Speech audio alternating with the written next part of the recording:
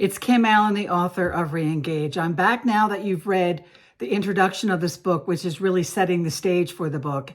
And you were introduced to Lucas, a 15-year-old with a TEDx talk for youth under his belt.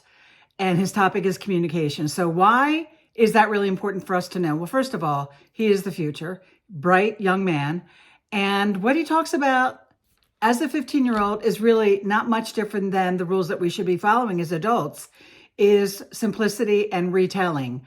That is the formula to make sure that your message is clear and concise and that it is delivered in the way that you intended it to. And also too, when we talk about engagement, we can't escape engagement. Even if you went away for training for a week and came back to the office, you know what you're going to be doing? Engaging. So whether it's personal or professional, we're always engaging with other people, and we want to make sure that it counts. And actually, another thing too that we need to think about with regard to engaging and how important it is that if I took every single thing away from you, your car, your job, your home, your clothes, your rings, anything that you own, the only thing you have left are your words. That's it. When you think about when time began, how did they communicate? Through language, through body language, through words.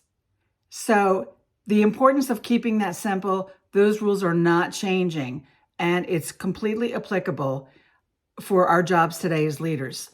So when we're talking about communicating versus engaging, that communication is one way and engaging is two way. And you're going to find out what intentional engagement is. Is that really important to you? Well, it is, because what you don't want to do when you're speaking with people all the time is to have a monologue. If you're having monologues all the time, you're only communicating. But when you have conversations, then you're engaging, and that's really important. How are you going to be engaging with an audience? We're going to be getting to that, okay? Let me be very clear. So again, one thing that we need to talk about with regard to engaging, it has a lot to do with other factors beyond us, like our personality or our body language or our tone of voice. So if you've heard this before, that's great.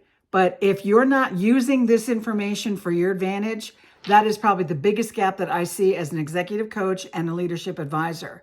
It's something that's skipped over all the time, which really is very surprising to me. So I'm making us pause right now and to think about engaging. Because you know what?